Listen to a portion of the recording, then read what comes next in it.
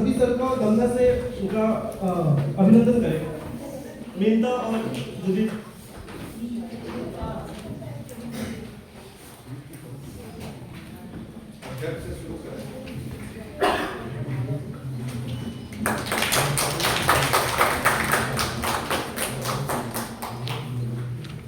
अध्यक्ष की कुर्सी बीच में होती है, अध्यक्ष की कुर्सी बीच में होती है। एक झटका खा लेने के बाद किनारे कर दिए गए।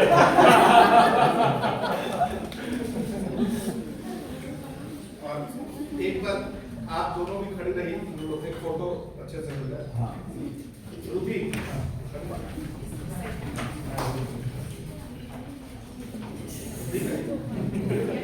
हमारा तो आपने नहीं दिलवाया।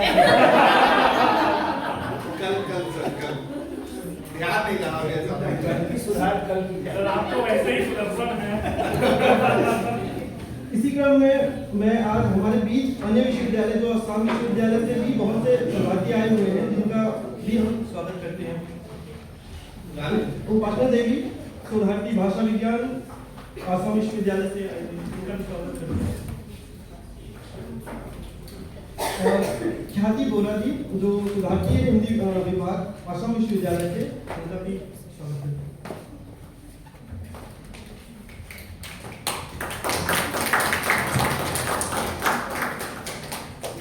इसी क्रम में नूर सांगी जी का भी मैं स्वागत करता हूँ, जो हिंदी विभाग से ही मिजोरम विश्वविद्यालय से ही है हमारे।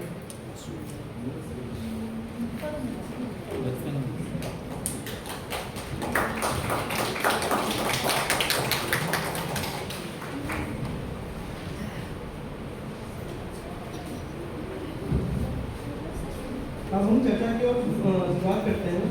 मैं सबसे पहले डॉक्टर श्वेता द्विवेदी मैम से अनुरोध करता हूँ कि वे आए और अपना विचार साझा नहीं, करें। सबसे जो फैकल्टीज को बाद में सीनियरिटी के हिसाब से शोधार्थी से शुरू करवाइए। सॉरी, अध्यक्ष के बजाय मैं बोल रहा हूँ। ये जो सिंचर से आई है मैं अगले टाइम में जोड़ना चाहता हूँ कि अब मैं अगले शोधार्थी जो उपासना देवी जी हैं उनको पीपीटी निकालना है। और अध्यक्ष महोदय समय निर्धारित कर ले। 4:30 तक हम लोगों को कोशिश करना है कि 4:30 डेढ़ घंटा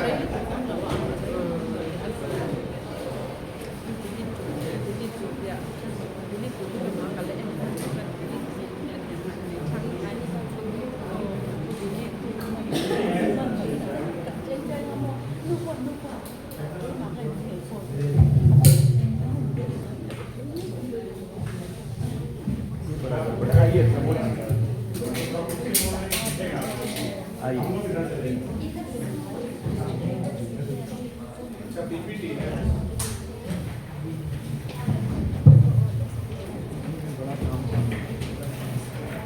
अच्छा है। आप किस भाषा में? हिंदी में? हिंदी की स्टूडेंट? मैं कहने वाला था कि अच्छा है कि हिंदी के लिए कहती पीपीटी तैयार नहीं करते। क्या है?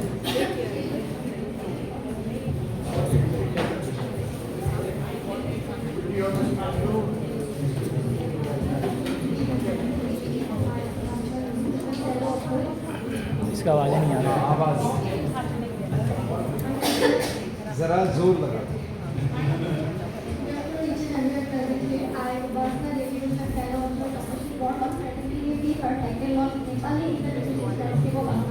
Research scholar from PhD from Research Scholar to Department of Linguistics, Assam University teacher, and actually this seminar is more focused on the Hindi languages changes and possibilities. But there in the flyer there is a something related to my actually research work that is known as भाषाई परिदृश्य का एक something था जो इससे थोड़ा बहुत relate करता है. So let's start with the introductory part. So, language is not a means of communication, but it also a marker of identity, culture, and social belonging. One of the ways in which languages are become responsible in public places is from which what is known as a linguistic landscape. And linguistic particular retail languages displayed in the public spaces, road signs, shop names, billboards, advertisements, institutional boards, and public articles. So, what is linguistic landscape? Actually, linguistic landscape is a concept was systematically discussed by the Lottery and Morris in 1997, who defined it as the visibility and variety of languages on the public and commercial signs in a given territory. And linguistic landscape studies typically examines the public signage, commercial signs, governmental and institutional boards, religious and cultural signs, advertisements, and posters. Actually, these signs are perform two major functions. One is information and another one is symbolic. Information means which they are giving actually information through their particular signage, and symbolically symbol represents the power, identity, and particular linguistic opportunities.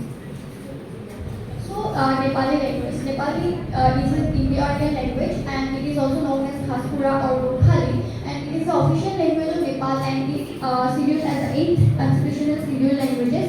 And globally, there are over 30 million people are speaking Nepali, and in Assam, there are about 2.4 lakhs people according to 2011 census. And it is sociolinguistically, it is a minority language still. So, this research paper is basically more focuses on the Nepali variety spoken in Assam. So, as we all know, the Nepali language spoken in Nepal, it is a standard language and it is an official language in Nepal. But in Assamese language, there is some assimilation with the dominant languages like Assamese, Bangla, Hindi, Bodo, like that, and they are assimilating towards the other communities, other cultures, other perspectives. That's why Nepali now somehow, somewhere shifting towards the other language. And also, there are some regions, there are some key factors, there are some the strategies from which we are retaining to our mother tongue, and the people are also retaining their mother tongue still, and through culturally, through verbally, through the perspective of their own. And if Nepali speaking people are migrating from 19th century from Nepal to their proclaimed activity, they are coming to Assam, and they are settling down here and there. That's why the speaker are mostly in Upper Assam and Middle Assam, like Sonipur, Biswanath, Tezpur, and in Upper Assam like Tinsukia, Jhabul. These are the places where the Nepali speaking community are there in Assam. So the objectives of the study is that to examine the visibility of Nepali in the linguistic landscape of Assam, to analyze the multilingual signage, and to understand how linguistic landscape reflects our community identity and multilingual practices. The methodology I used here is that the data proposed work has been collected from primary and secondary data as the native speakers illustrations will use, because I am the native speaker of the Nepali language, that's why. But with the authentication with the primary data, after that only the native speakers illustrations used as methodology. And if we look into the analysis of multilingual signage, the linguistic landscape of Assam reflects a multilingual environment where several languages appear together in the public signage. The choice of language in signage often depends on its purpose and domain of the use. English is commonly used in the public signages or commercial signage. Assamese is a regional language in Brahmaputra Valley, so that's why it is used as a dominant language in Assam. In Barak Valley also there is dominant language of Bangla, like that. And Hindi is also visible in marketplaces and commercial spaces because of the migration. That's why Hindi is used. So we will discuss further then Assamese and English language. So during the field visit, I just observed that the people, the shop names are actually not visible here. This is actually. So there is one more topic here, but which is not visible, but it should be fine. The Assamese title is here, and then English. It is during the field visit, and Assamese is widely used as regional language. That's why in the Brahmaputra Valley, the Assamese language is mostly used as a shop names in the title. So, as a Nepali speaker, there is a recently like important figure, Babu Chabela Upadhyay, which is a freedom fighter also, and the statue is like sport, I guess. And then there is also, though he is a Nepali speaker, though he is a renowned Nepali freedom fighter, but the language which is used for the statue, it is used as Assamese or English language. And also in Bangla language, Barak Bangla is a medium of instruction, and the Bangla language is used as a medium of instruction. That's why the Bangla is the dominant language in the Barak. And in central universities like Ispur Viswavidyalaya, like Mizoram Viswavidyalaya, like Assam University, there are languages used in Hindi also. So that is the point in central universities, because students are coming from different places, different cities, different places. That's why they are using Hindi, the particular regional language, and English language as a signage or the names. And however, in state universities, it is quite different, because the state university is a state-governed university. That's why the state university uses the regional languages and the particular English language. So the key factors of language shift is that gradual language shift among younger generation. So the younger generations are actually Nepali language is not introduced in the primary or pre-primary level. That's why the people are less interested in knowing their own language actually as a mother tongue. They are using their mother tongue. They are so willing to know their mother tongue very authentically. But there are some points, because they are not know their language at pre-primary or primary level. So how can we expect that in degree level or in further studies, a person can pursue like MI as Nepali language? So the gradual shift among younger generation has been seen nowadays. And also the education system and language socialization. The education system has not actually so there is a Nepali language, that there is an only subject in degree level, the MI Nepali, but in 8 and 10 in these classes, the Nepali has not been used as a language or as a medium of communication.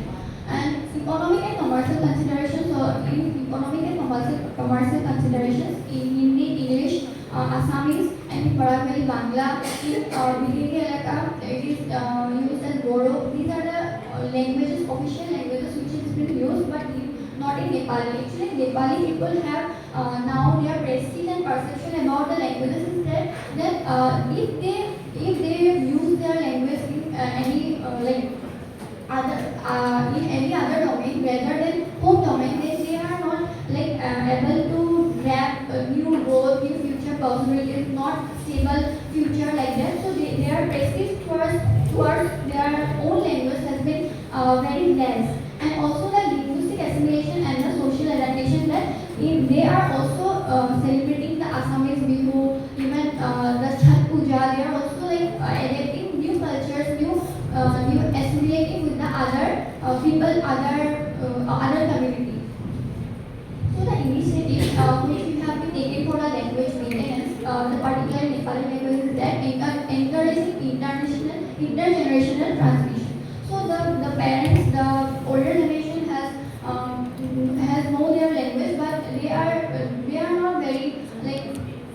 not very aware, or we would say that they are not very interested to learn their Nepali language as a mother tongue or used as a rather than home domain. That's why they are knowing their mother tongue is very difficult for the younger generation. So, but it's not like that. We have to encourage intergenerational transmission and younger generation to use their Nepali language as much more as possible. The community awareness programs is another initiative we have to take in. Literature and media development. Actually, there are some Nepali songs nowadays viral, and in Instagram also we see that the real society actually they are more towards their Nepali language. Even non-Nepali speaker also making reel on the Nepali language. So this is a positive towards their community. This is a positive sign which we have taken to the language maintenance program. So government and policy support. Actually, the AICT or CIIL has already developed or already with their own research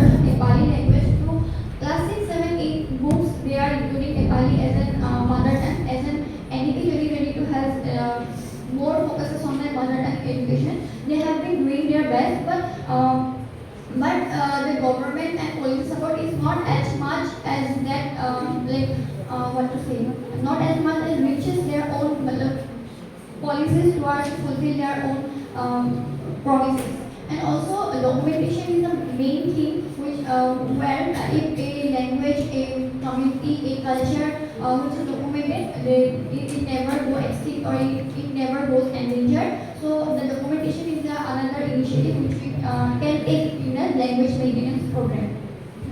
So the findings and discussions is that Assam in the linguistic landscape is highly multilingual. Nepali often appeared and the Assamese in Nepali often appeared along with the English, Hindi and Assamese language, and English dominates the commercial language. Assamese appears due to the official status, and Nepali is strongly associated with the continuity, identity and cultural conversion.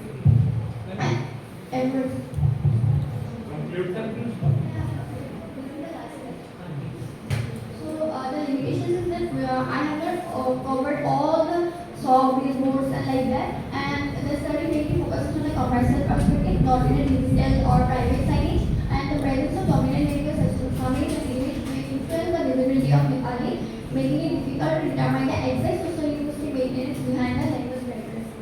And by concluding that linguistic landscape reflects language identity and social identity, multilingual science demonstrates the language content and consideration, and studying linguistic landscape, knowing the understand the minority language representation and multilingual signage. So here are my references.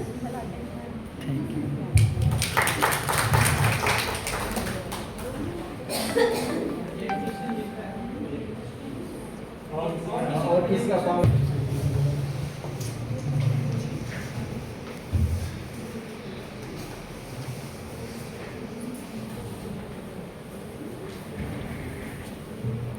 लगेगा बाहर ठंडा लगेगा क्या? हमें आगे सुधारती ख्याति बोरा जी को शोध पत्र प्रस्तुति के लिए आमंत्रित करें।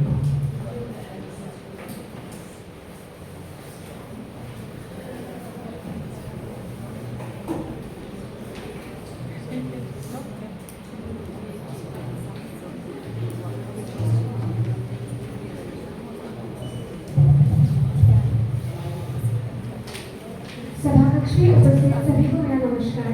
मैं ख्याति बोरा असम विश्वविद्यालय के हिंदी विभाग की एक शोधार्थी हूँ और आज केंद्रीय हिंदी संस्था आगरा हिंदी विभाग मिजोरम विश्वविद्यालय आइजोल एवं मिजोरम हिंदी प्रशिक्षण महाविद्यालय आइजोल के तत्वाधान में आयोजित द्विदिवसीय राष्ट्रीय संगोष्ठी में अपना शोध पत्र प्रस्तुत करने जा रही हूँ। मेरे शोध पत्र का शीर्षक है अध्ययन के चयनित कहानियों में अभिव्यक्त पूर्वोत्तर भारत, प्रकृति, संस्कृति और समाज। पूर्वोत्तर भारत अपनी भौगोलिक, सांस्कृतिक और भाषाई विविधता के कारण भारत के अन्य क्षेत्रों से भी और विशिष्ट पहचान रखता है। असम, नागालैंड, मणिपुर, मिजोरम, त्रिपुरा, मेघालय और सिक्किम जैसे राज्यों से मिलकर बना ये क्षेत्र प्राकृतिक सौंदर्य, जनजातीय संस्कृति और विविध परंपराओं से समृद्ध है। यहाँ अनेक जनजातीय समुदाय निवास करते हैं और यहाँ अनेक भाषाएं तथा बोलियां प्रचलित हैं। ऐसी भाषाई विविधता के बीच हिंदी एक महत्वपूर्ण समृद्ध भाषा के रूप में अपनी भूमिका निभाती है। हिंदी साहित्य के प्रमुख कथाकारों में सच्चिदानंद हीरानंद वात्स्यायन यानी कि अव्यय का स्थान अत्यंत महत्वपूर्ण है। वे केवल एक सफल कथाकार ही नहीं बल्कि एक संवेदनशील चिंतक, यायावर प्रवृत्ति के साहित्यकार और प्रकृति के सूक्ष्म पर्यवेक्षक भी हैं। पूर्वोत्तर भारत अपनी ऐतिहासिकता, प्राकृतिक संपन्नता और सांस्कृतिक विविधता के कारण भारतीय भूभाग का एक विशिष्ट क्षेत्र है। घने वन, विस्तृत पर्वत श्रृंखलाएं, नदियाँ, समृद्ध वन्य जीवन और हरे भरे खेत खलिहान इस क्षेत्र की प्राकृतिक पहचान है। इसके साथ ही यहाँ की बहु जनजातीय संस्कृति, परंपराएं, लोक जीवन और स्त्री प्रधान सामाजिक संरचना इसे विशिष्ट बनाती है। पूर्वोत्तर भारत की सभ्यता और सांस्कृतिक विरासत अत्यंत प्राचीन और बहुरंगी है, जिसमें प्रकृति और मनुष्य के बीच गहरा सामंजस्य स्थापित करता है। अगेन अपने कथा साहित्य और यात्रा वृत्तांतों में पूर्वोत्तर भारत के इसी प्राकृतिक और सांस्कृतिक सौंदर्य को संवेदनशीलता के साथ अभिव्यक्त किया है।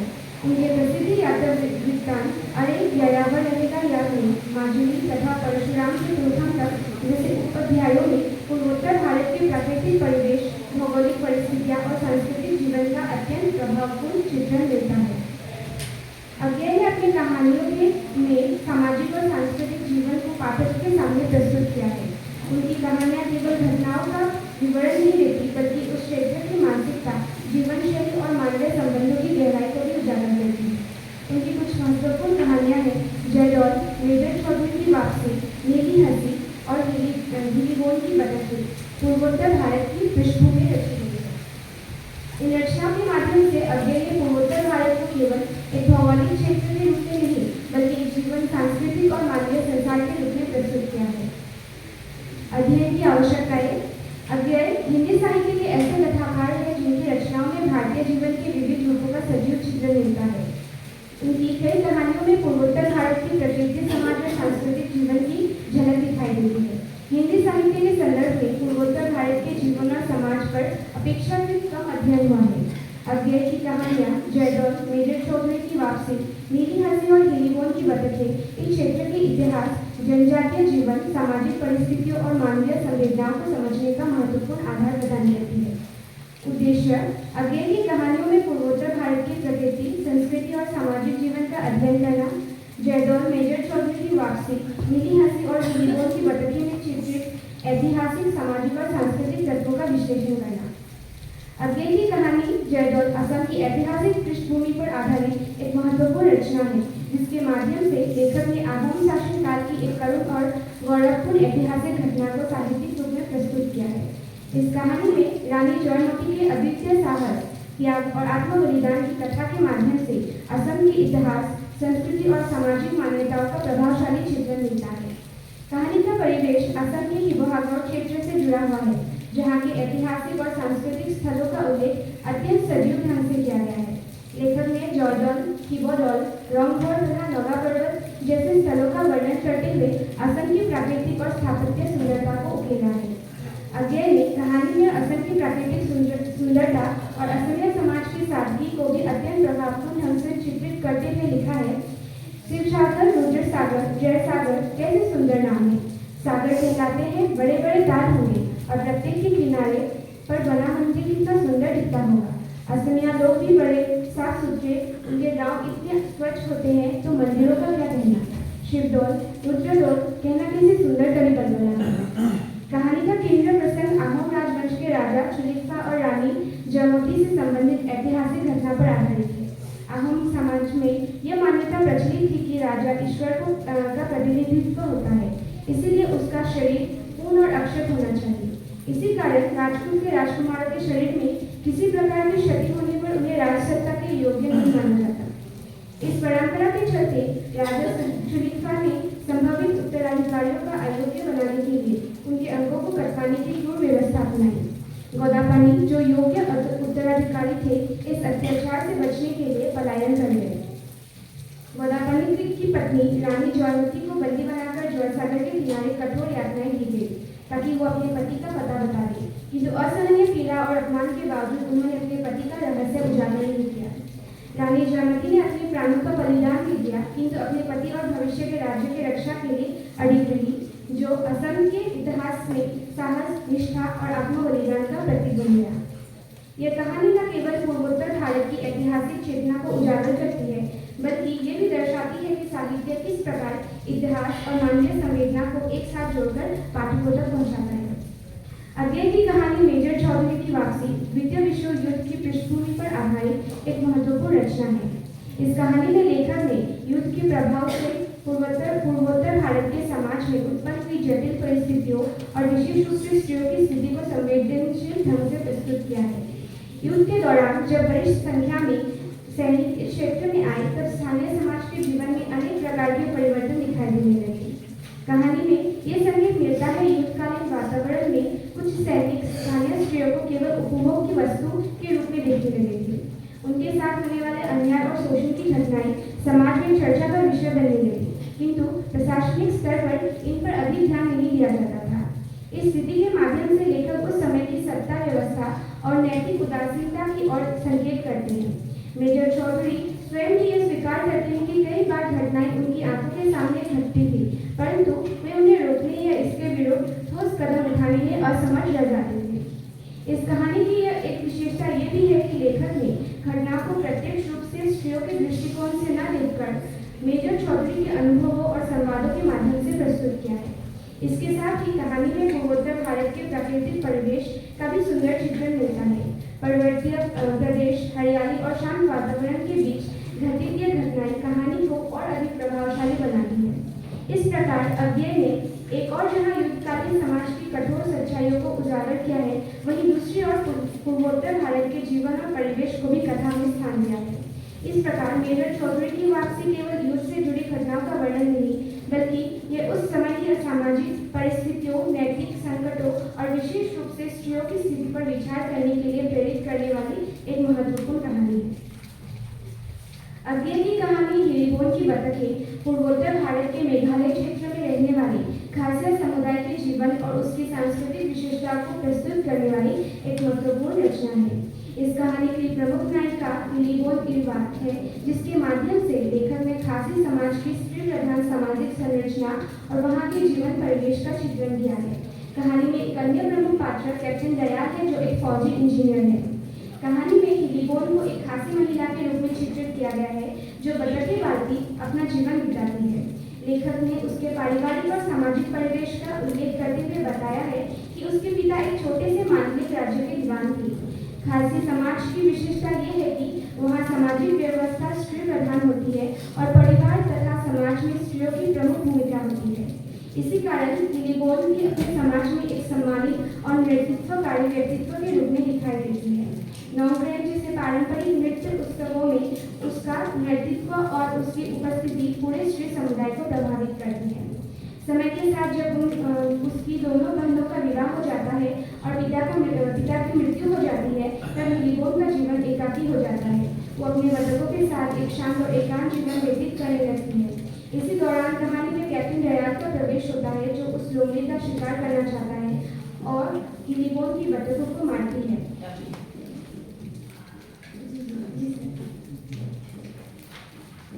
अज्ञेय की कहानी नीली हंसी असम में प्रतिवर्ष आने वाले भीषण बाढ़ की पृष्ठभूमि पर आधारित एक मानवीय कथा है। इस कहानी में लेखक ने प्राकृतिक आपदा से जूझते हुए जनजीवन की पीड़ा, असुरक्षा और संघर्ष को अत्यंत संवेदनशील ढंग से प्रस्तुत किया है। असम का भूभाग वर्ष बाढ़ की गंभीर समस्या से प्रभावित होता है, जिसके कारण अनेक गांव घर और जीव जंतु जलमग्न हो जाते हैं। इस करुण स्थिति का प्रभाव केवल भौतिक जीवन पर ही नहीं, बल्कि मानवीय संबंधों और भावनाओं पर भी पड़ता है। अज्ञेय ने इसी यथार्थ को अपनी कथा का आधार बनाया है। इस अध्ययन से स्पष्ट होता है कि अज्ञेय की कहानियों में पूर्वोत्तर भारत की प्रकृति, संस्कृति और सामाजिक जीवन का अत्यंत संवेदनशील और यथार्थपरक चित्रण मिलता है। जॉयदम, मेजर चौधरी की वापसी, नीली हंसी और हिलिबोन की बतखें के माध्यम से लेखक ने इस क्षेत्र के इतिहास, जनजातीय जीवन, मानवीय संवेदनाओं और प्राकृतिक परिवेश को प्रभावपूर्ण ढंग से प्रस्तुत किया है। इस प्रकार अज्ञेय का कथा साहित्य पूर्वोत्तर भारत के जीवन और संस्कृति को समझने के एक महत्वपूर्ण साहित्यिक स्रोत सिद्ध होता है। धन्यवाद।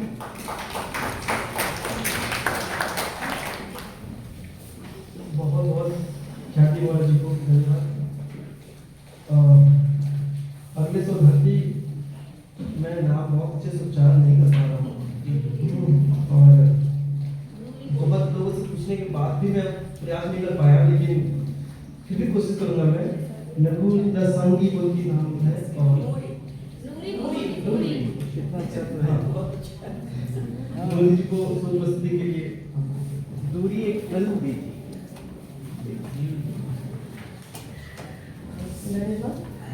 आदरणीय अध्यक्ष महोदय, मंचासीन विद्वानगण, यहाँ उपस्थित सभी सम्मानित श्रोतागण और मेरे सहपाठी, आप सभी को मेरा सादर नमस्कार।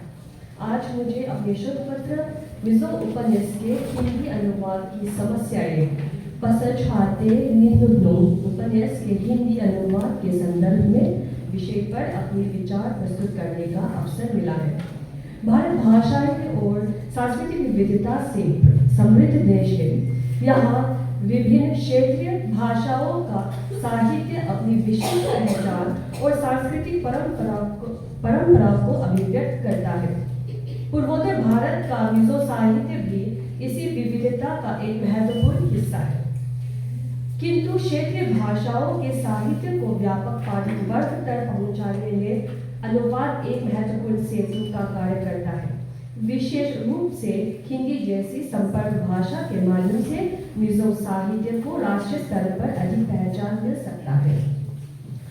इसी संदर्भ में मेरे इस शोध पत्र में मिजो उपन्यास पसल छाते निन्नो ये एक ऐतिहासिक उपन्यास है।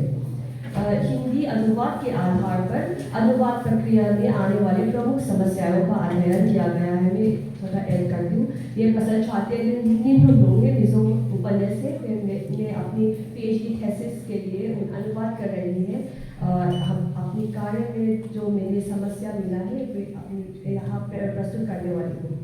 इस अध्ययन में मुख्य रूप से भाषिक, सांस्कृतिक और शैलीगत चुनौतियों का विश्लेषण किया गया है। पहला समस्या है वो है भाषिक समस्याएं। मिजो भाषा में कई ऐसी शब्द और अवधारणाएं हैं जिनका हिंदी में सटीक समानार्थी उपलब्ध नहीं है। जैसे लोंगैना, इसका अवधारणा ऐसा है जो समाज का एक महत्वपूर्ण नैतिक सिद्धांत है जिसमें निस्वार्थ सेवा, अनुशासन, साहस और सामुदायिक भावना शामिल हो रही है। हिंदी में इसका पूरा अर्थ व्यक्त करना कठिन होता है। इसी प्रकार जोलबुक और नतलाम जैसे शब्द भी मिजो समाज की विशेष सांस्कृतिक संस्थाओं और परंपराओं को दर्शाता है, लेकिन हिंदी भाषा में इसका सही शब्द नहीं मिल सकता है। दूसरा है टोनल भाषा की समस्या। मिजो भाषा की एक महत्वपूर्ण विशेषता ये है कि ये टोनल भाषा है। इसका अर्थ ये है कि शब्द का अर्थ केवल अक्षरों से नहीं बल्कि उसके उच्चारण के स्वर से भी निर्धारित होता है। उदाहरण के रूप में ले शब्द जो है रोमन स्क्रिप्ट में LEI में स्पेलिंग होता है। शब्द अलग अलग टोन के साथ अलग अलग अर्थ देता है। जैसे उसी सेम स्पेलिंग LEI को मिजो में मिट्टी का अर्थ होता है और उसका खरीदना।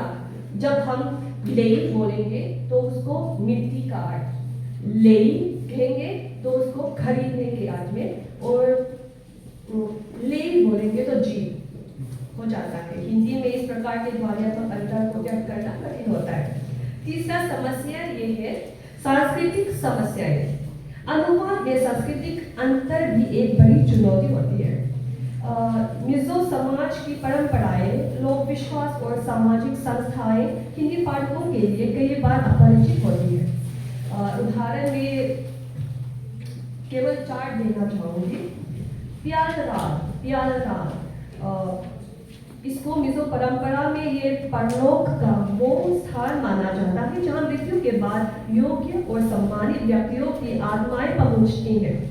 वहाँ उन्हें जीवन निर्वाह के लिए कठोर श्रम नहीं करना पड़ता। ये एक ऐसा सुखमय लोक की कल्पना है जहाँ भोजन और आवश्यकताएं सहज रूप से उपलब्ध होती है।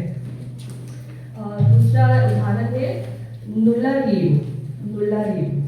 मिजो समाज की एक पारंपरिक सामाजिक प्रथा है जिसमें रात के भोजन के बाद अविवाहित युवक समूह में युवतियों के घर जाते थे। एक युवक समूह एक युवती के घर जाते हैं। इस मुलाकात का उद्देश्य केवल मेल मिलाप ही नहीं बल्कि संभावित वैवाहिक साथी की खोज भी होता था। कुछ युवक केवल मित्रता के रूप में भी आते थे, लेकिन प्रायः ये परिचय और संबंध बनाने का एक सामाजिक माध्यम था। तीसरा उदाहरण है खानलाई। मिजो समाज की एक महत्वपूर्ण सामुदायिक परंपरा है जो निस्वार्थ सेवा और सहयोग की भावना को दर्शाता है। जब किसी व्यक्ति की मृत्यु होती है तो समुदाय के युवा पुरुष एकत्र होकर स्वयं कब्र खोदने का कार्य करते हैं। इसका उद्देश्य है शोकाकुल परिवार का इस कठिन कार्य का बोझ न उठाना पड़े। चौथा है थिंग तुलुआंग सुंगा इमलबे। मिजो समाज में युद्ध का एक पारंपरिक तरीका था। इसमें दो विरोधी गांवों के योद्धा अपनी अपनी ओर से कुछ श्रेष्ठ और सहसाई योद्धाओं को चयन करते थे। ये योद्धा एक एक करके आमने सामने द्वंद्व 1-on-1 युद्ध करते थे। जिस गांव के अधिक योद्धा इस द्वंद्व में विजयी होती थी तो उसी गांव के युद्ध का विजेता माना जाता था। ये मुकाबला प्रायः एक बड़ी लकड़ी के लाठे पर खड़े होकर किया जाता था, जिसे दो पहाड़ियों के बीच की घाटी के ऊपर रखा जाता था। इन अवधारणाएं जैसे मिजो समाज की विशिष्ट सांस्कृतिक पृष्ठभूमि से जुड़ी है। इस कारण अनुवादक को कई बार इन शब्दों की यथावत रखते हुए उनकी व्याख्या करनी पड़ती है। चौथा समस्या है बिंब योजना का अंतर। मिजो और हिंदी साहित्य में बिंब योजना में भी अंतर दिखाई देता है। मिजो साहित्य में पर्वत, वन, नदियां और वर्षा जैसे प्राकृतिक तत्वों का व्यापक प्रयोग मिलता है, क्योंकि मिजो समाज का जीवन प्रकृति से गहराई से जुड़ा हुआ है। इसके विपरीत हिंदी साहित्य के बिंब परंपरा मुख्यतः मैदानी जीवन और कृषक संस्कृति से प्रभावित रही है। और पांचवा है कथा, भंगिमा और लय। अनुवाद में कथा, भंगिमा और लय को बनाए रखना भी एक महत्वपूर्ण चुनौती है। मिजो साहित्य की कथा शैली प्रायः मौखिक परंपरा और लोकगीतों के लय से प्रभावित होती है। जब ऐसी हिंदी में अनुवादित किया जाता है तो केवल शब्दों का नहीं बल्कि उसकी भावना, लय और कथात्मक स्वर का भी स्थानांतरण करना पड़ता है। निष्कर्ष में अंततः ये कहा जा सकता है कि मिजो उपन्यासों के हिंदी अनुवाद में भाषिक और सांस्कृतिक दोनों स्तरों पर अनेक चुनौतियां उपस्थित होती है। मिजो भाषा के विशिष्ट शब्द, उसकी दोनों संरचना, सांस्कृतिक परंपराएं तथा बिंब योजना के अंतर अनुवाद को जटिल बनाते हैं। इसलिए अनुवादक को केवल शब्दों का रूपांतरण नहीं बल्कि मूल पाठ की सांस्कृतिक संवेदना और अर्थ को सुरक्षित रखने का प्रयास करना पड़ता है। इस प्रकार मिजो से हिंदी अनुवाद केवल भाषाई प्रक्रिया ही नहीं बल्कि दो संस्कृतियों के बीच संवाद स्थापित करने का महत्वपूर्ण माध्यम बन जाता है। धन्यवाद।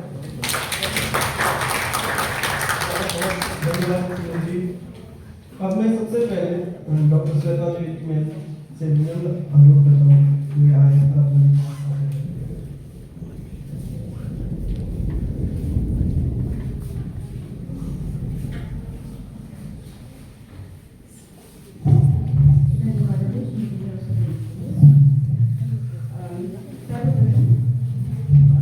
कार्यक्रम की अध्यक्षता कर रहे हैं प्रोफेसर प्रमोद हिंगला, जो हिंदी विभाग के पूर्व विश्वविद्यालय से हैं। उसके साथ ही मेरे साथ साझा कर रहे हैं डॉक्टर अभिषेक कुमार यादव सर, हिंदी विभाग राजकीय विश्वविद्यालय। सामने बैठे हुए प्रोफेसर कृष्ण मोहन झा सर, हिंदी विभाग असम विश्वविद्यालय, और प्रोफेसर यशवंत साहनी हमारे साथ हैं, हिंदी विभाग मणिपुर विश्वविद्यालय। डॉक्टर सुषमा कुमारी मैम हमारी कलीग और छात्र हमारे बैठे हुए हैं। हिंदी ट्रेनिंग कॉलेज मिजोरम से आए हुए सारे मिजोरम और सभी शोधार्थी जो कि मिजोरम विश्वविद्यालय से हैं या फिर कहीं किसी अन्य विश्वविद्यालय से आए हुए हैं। हमारे सबके यहाँ पे उपस्थित होने का एक उद्देश्य, एक दौर ऐसा है कि हम सभी कहीं न कहीं से हिंदी से जुड़े हुए हैं और हिंदी ही वो बंधन है, वो धागा है जो कि हमें बांधे हुए और हमें बांध के यहाँ पर लाए। तो हम ये कह सकते हैं कि भाषा जो है कहीं न कहीं से हमें जोड़ने का काम करती है। और जो हमारा सेमिनार का ये शीर्षक है कि पूर्वोत्तर भारत में हिंदी की स्थिति, संभावनाएं और चुनौतियां,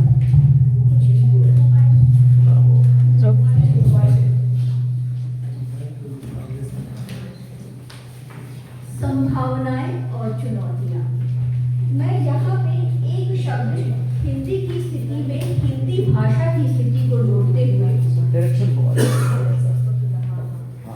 हिंदी भाषा की स्थिति को जोड़ते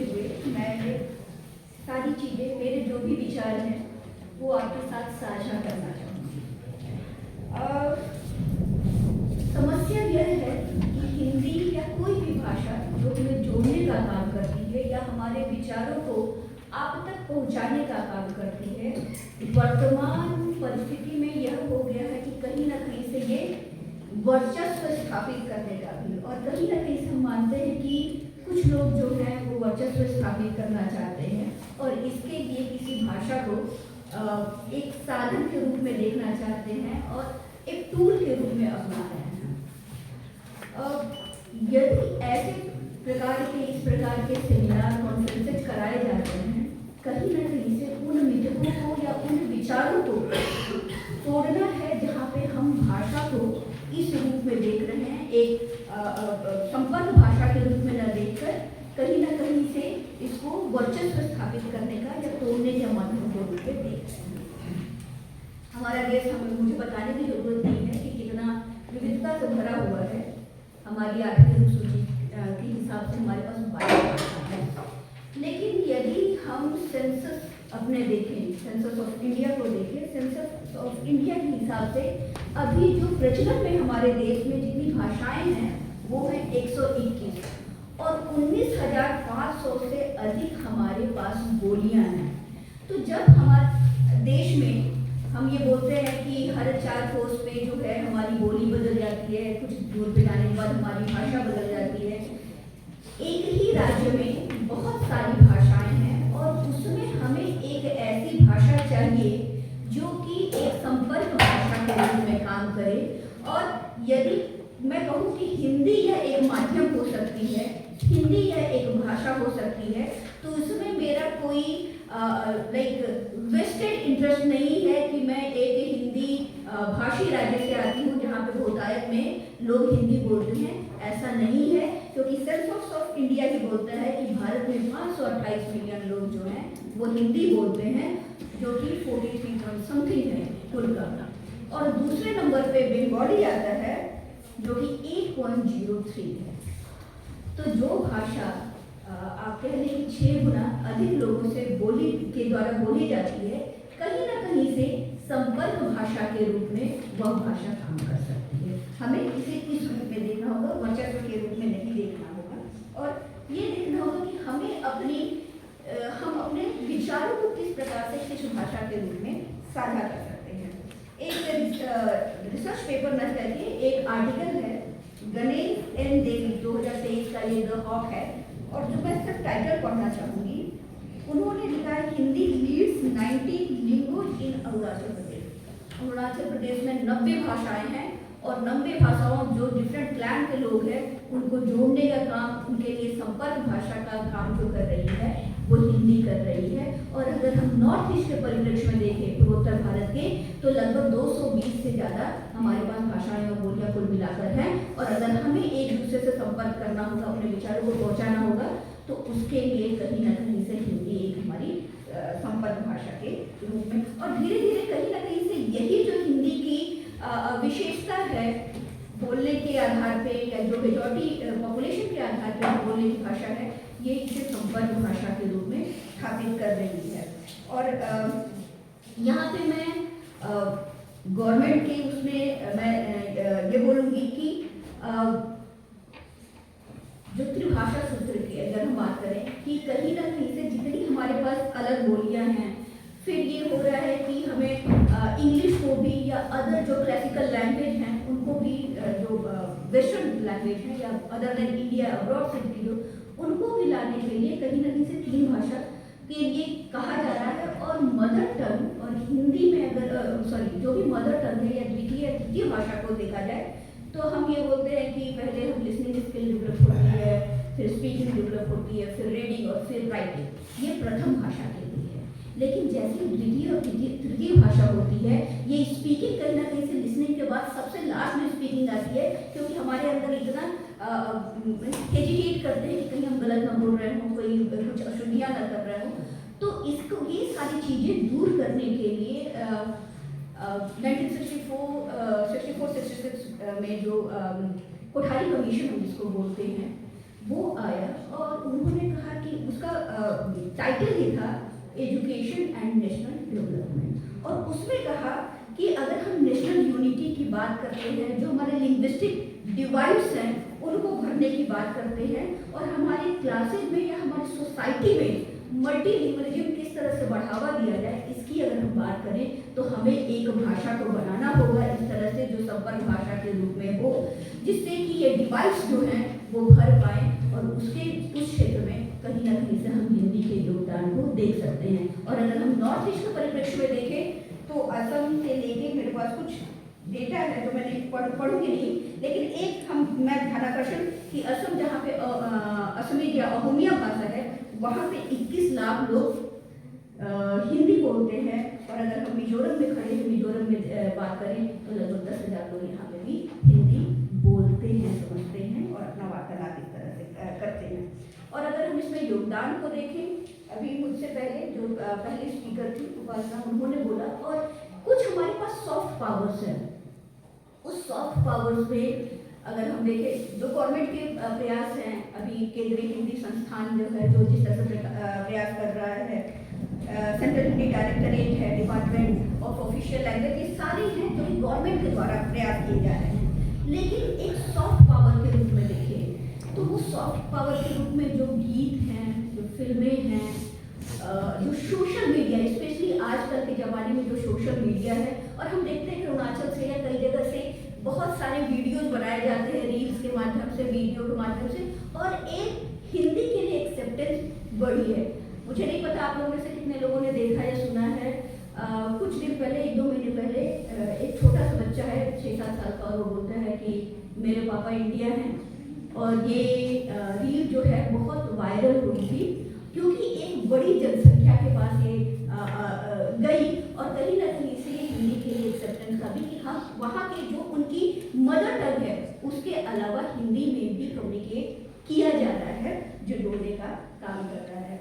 गवर्नमेंट में देखें तो सेंट्रल जो CSS के माध्यम से जितने शिक्षकों को नियुक्ति हुई है, तो ये सारे कार्य तो किए जा रहे हैं, पर सच्चाई ये है कि हमारे पास बहुत सारी चुनौतियां हैं, और उन चुनौतियों में जो हमारा रिसोर्स है, विविधता, कहीं ना कहीं से वही हमारी चुनौती भी बन जाती है, क्योंकि हम अपने कल्चरल आइडेंटिटी को लेकर बड़ी सजग रहते हैं, और हमको लगता है कि अगर कोई और भाषा हमारे ऊपर इम्पोज की जा रही है तो हमारी अपनी सांस्कृतिक पहचान को ही छीन न जाए।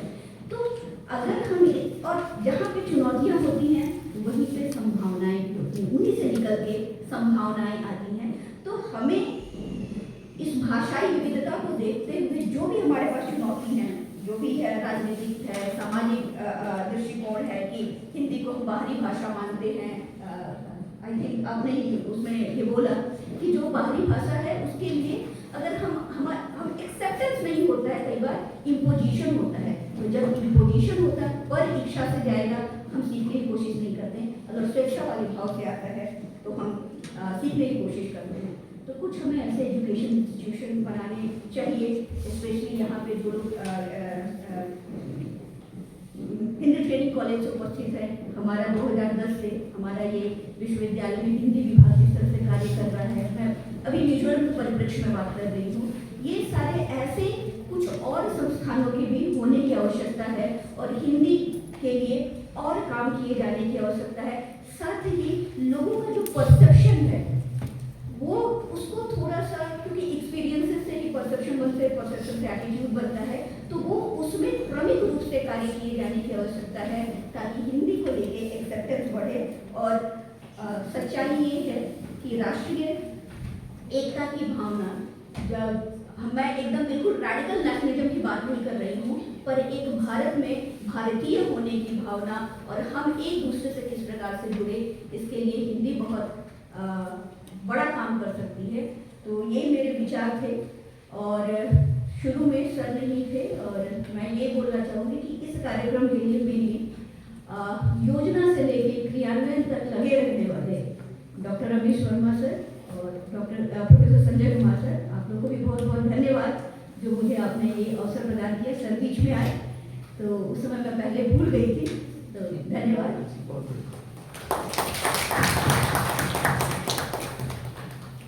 बहुत बहुत धन्यवाद सुधा जी। हम तो बहुत सालों बाद सुने, वैसे सुने नहीं थे हम भी, और सुनने का बहुत अच्छा लगा। मैं अगले वक्ता के रूप में डॉक्टर अभिषेक कुमार यादव सर को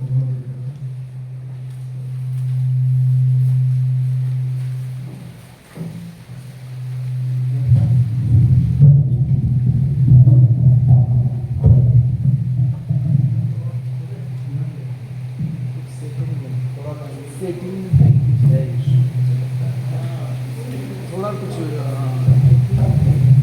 तब से ये दिक्कत बनी हुई है। स्विच को ऊपर नीचे थोड़ा करके दीजिए। ठीक है, अभी ठीक है, अभी ठीक है। आवाज बाकी तो दमदार आदमी है।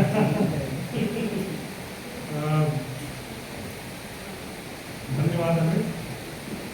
मैं पहली बार मिजोरम आया हूँ और अमित सर के कारण और संजय सर के कारण इस सेमिनार में आना हुआ। पहली दफ़ा मिजोरम आने में जो फर्स्ट इम्प्रेशन है मेरा, पहले दफ़ा जो मेरा अनुभव हुआ ट्रेन में गुवाहाटी से साइगान आते हुए, 3-4 लोग मेरे बगल में बैठे थे। वो बेचारे हिंदी इतनी अच्छी नहीं बोल रहे थे, मिजो लोग थे।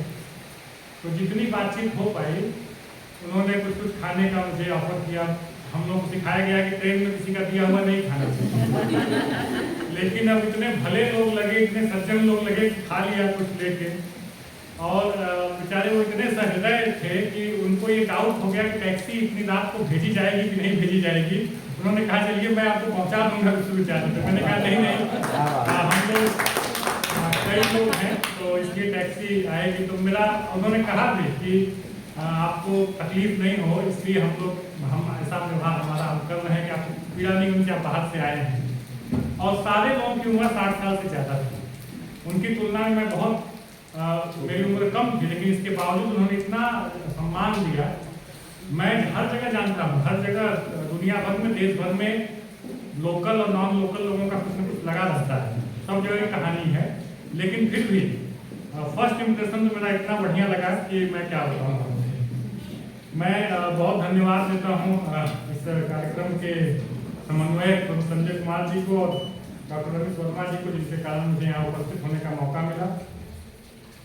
प्रोफेसर सुशील कुमार शर्मा जी भी नहीं हैं, सुषमा दीदी यहाँ हैं, डॉक्टर सुषमा कुमारी जी, केंद्रीय हिंदी संस्थान के निदेशक भी अभी नहीं हैं, डॉक्टर सुनील पावड़ा कुलकर्णी जी, प्रोफेसर के.एम. झा से पहली बार मुलाकात हुई। कृष्ण मोहन प्रोफेसर कृष्ण मोहन जी से पहली बार मुलाकात हुई। के.एम. नहीं हूँ।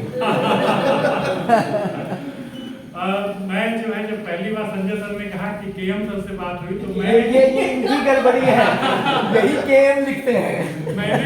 मैंने अलीगढ़ वाले कृष्ण मुरारी जी को समझ लिया। हाँ। मैंने सोचा कि वो क्यों आ रहे हैं, ऐसा मेरे मन में आया। ये बातें झूठी बातें हैं, ये लोगों ने फैलाई।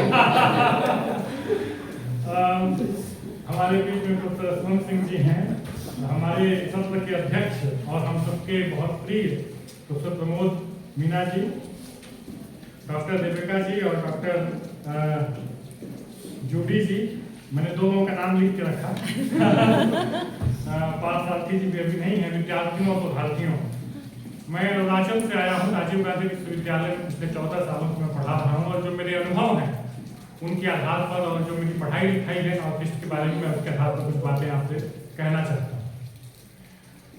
मैंने अपनी पीएचडी तो मूलतः जनजातीय साहित्य पर ही की है, इसलिए जनजातीय समाजों को यहाँ आने के पहले से जानने समझने का मौका मुझे जेएनयू में मिला था।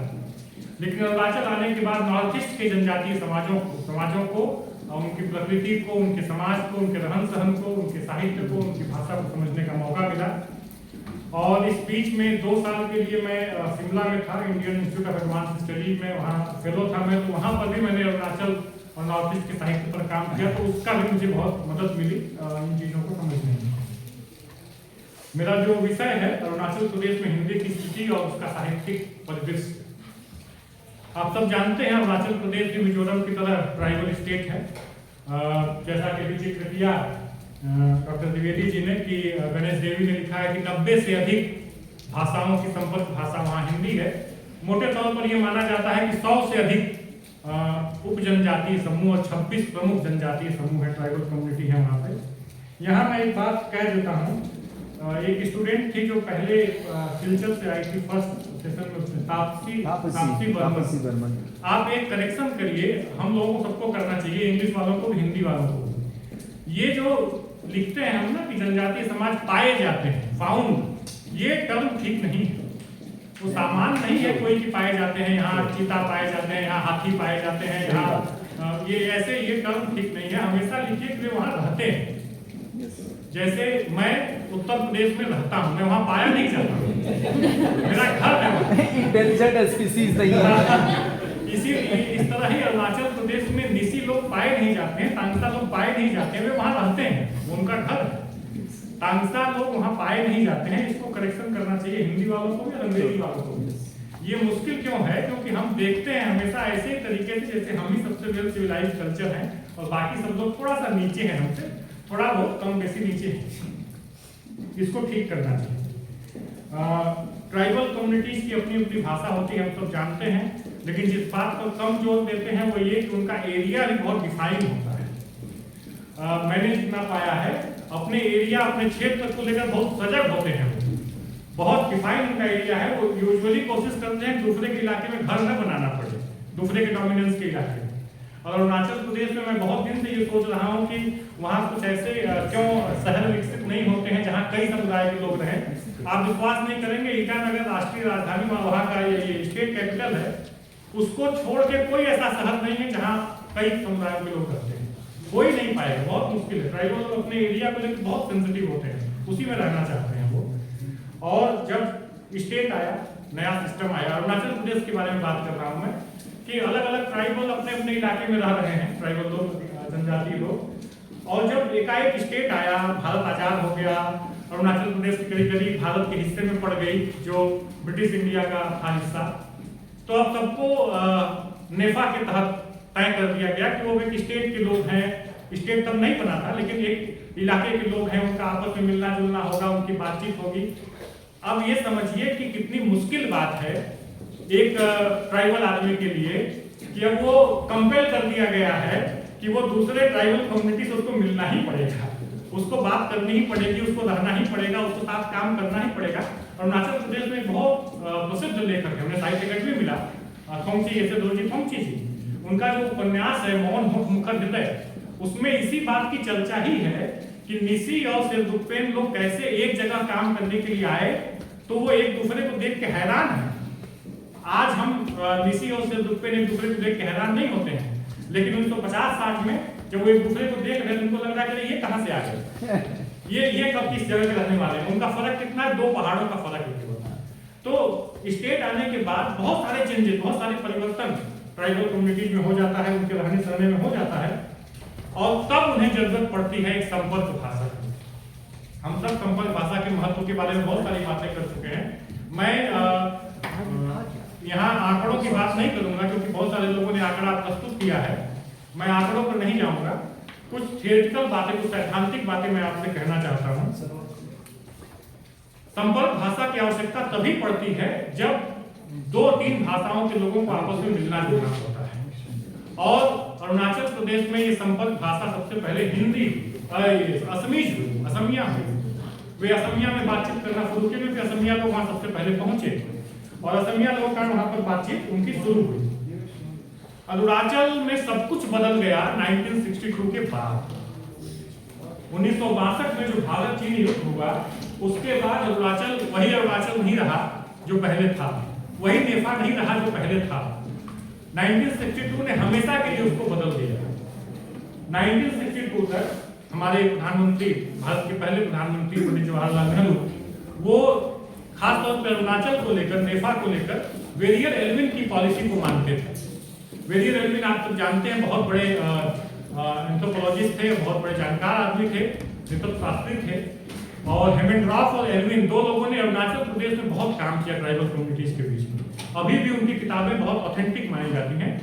एल्विन की जो पॉलिसी थी, फिलॉसफी फॉर नेफा, उसको नेहरू जी मानते थे कि बहुत ज्यादा डिस्टर्ब नहीं करना है, बहुत ज्यादा इंटरवीन नहीं करना है वहां की कम्युनिटीज में, और वहां विकास स्वतः स्फूर्त तरीके से होने देना है, परिवर्तन को धीरे धीरे खुद ही होने देना है, हमें इंटरवीन नहीं करना है। लेकिन 1962 में जब चीन की सेनाएं बोमडिला को पार कर गई, तब भारत सरकार को ये लगा कि अगर हम ऐसा ही करते रहे तो हमारे लिए क्राइसिस पैदा हो जाएगी, संकट पैदा हो जाएगा। और एकाएक अरुणाचल प्रदेश में स्टेट इतनी तेजी से घुसा कि मेरे एक वहाँ सीनियर एक प्रोफेसर हैं, अरुणाचल की ही हैं, गालो ट्राइब की हैं, वो मुझसे कहती हैं कि अभिषेक ऐसा हो गया कि हमारे लोग रात में ट्रेडिशनल कपड़ा पहन के सोए थे और सुबह उठे देखे कोट पैंट पहने हुए। मैंने इतना तेज हुआ, हाँ इतना तेज चेंज हुआ, क्योंकि स्टेट ने एकदम तय कर लिया कि किसी कीमत पे छोड़ना नहीं है, क्योंकि चीन लगातार उसको दावा कर रहा था अपना, और इंडियन स्टेट को तय था कि छोड़ना नहीं है। तो इसलिए उन्होंने कॉलेज खोल दिया, स्कूल खोल दिए, यूपी बिहार से हिंदी के टीचर्स भेजे उन्होंने धड़ाधड़, किसी हालत में इसको छोड़ना नहीं है। और ये तैयारी करके सेना भेजी गई, बड़े पैमाने पर सेना भेजी गई। आर्मी डिप्लॉयमेंट अरुणाचल प्रदेश में इतना ह्यूज है, वो पता क्यों नहीं चलता है हमें, क्योंकि वहां पर कोई इंसर्जेंसी नहीं है अरुणाचल में। केवल बॉर्डर के इलाकों को तिराप चांगलांग उनको छोड़ दिया जाए तो अरुणाचल में लार्जली कोई इंसर्जेंसी नहीं है। तिराप चांगलांग में भी नागा इंसर्जेंसी का प्रभाव है। इसके चलते हमें पता नहीं चलता है अरुणाचल प्रदेश में सेना कितनी है, लेकिन बहुत ह्यूज डिप्लॉयमेंट है सेना, बहुत बड़ी संख्या में सेना अरुणाचल प्रदेश में, हथियारों का बहुत बड़ा जखीरा वहां रखा जाता है। और इसके चलते सेना के लोग आ गए। अच्छा, यहाँ एक मैडम ने बात कही, शायद मैं नाम उनका मिस कर रहा हूँ, उन्होंने कहा कि मिजोरम में जो सेना ने अत्याचार किया, इसके चलते लोगों के भीतर एक रेसिस्टेंस पैदा हो गया डॉक्टर हाँ कि हिंदी जो है वो नहीं सीखनी है। अरुणाचल में इसका उल्टा हुआ थोड़ा, क्योंकि सेना को वहाँ इंसर्जेंसी पर लड़ना नहीं था, तो सेना गई वहाँ रहने के लिए, वो सेमी पीस पोस्टिंग टाइप से उनकी हो गई। तो वो आ गए तो वो अपना सब्जी खरीद रहे हैं वहाँ पे, तो उनको आदेश है कि आपको लोकल लोगों से झगड़ा नहीं करना, क्योंकि इंसर्जेंसी कोई है नहीं। इसका नतीजा ये हुआ कि लोकल लोगों से उनके थोड़ा ठीक संबंध डेवलप हो गए समय के साथ। बहुत अच्छे नहीं, सेना का किसी के साथ अच्छा संबंध नहीं होता है, कहीं सेना हो कोई सेना हो, लेकिन सेना और जनता का संबंध हमेशा थोड़ा तनातनी का रहता ही। लेकिन वहाँ अरुणाचल में कॉम्पिटिटिवली नागालैंड और मिजोरम की तुलना में सेना का थोड़ा सहज संबंध हुआ। इसके चलते भी हिंदी का प्रचार प्रसार वहाँ थोड़ा आसानी से हो गया, क्योंकि सब सैनिक तो आए थे उधर से, नॉर्थ इंडिया से आए थे, मैक्सिमम सैनिक तो वहीं से आते हैं। इन सब चीजों के कारण टीचर्स आए, सेना आई, भारत सरकार ने कॉन्शियसली बहुत कोशिश की हिंदी लैंग्वेज को डेवलप करने के लिए, और इन सब सारी चीजों ने किया क्या, ये एक मुश्किल हम देख रहे हैं, एक तरफ की मुश्किल देख रहे हैं, भारत सरकार की तरफ की मुश्किल हम देख रहे हैं। अरुणाचली लोगों की मुश्किल के बारे में मैंने, जब मैं शिमला में था 2 साल, तो मैंने कुछ चीजें पढ़ी।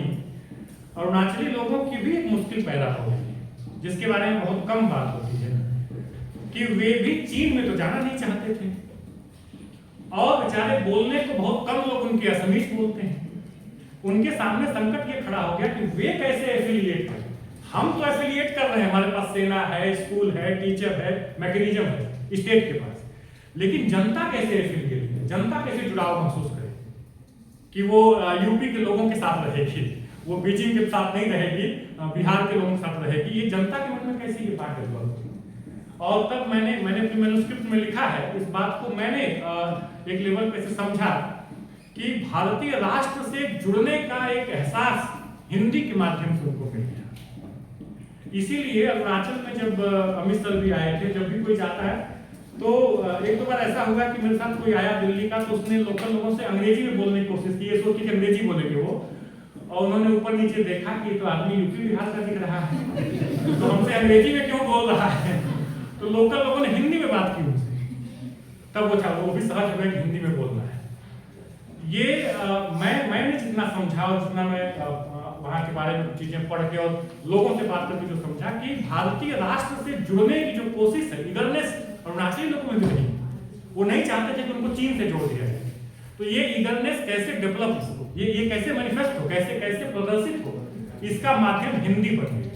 हिंदी बोल के वो ये दिखाते हैं कि हम और आप जुड़े हुए हैं, हमारे भीतर हम दोनों के बीच में कुछ लिंक है। मैं ये मानता हूँ, और बहुत मैं इसको बहुत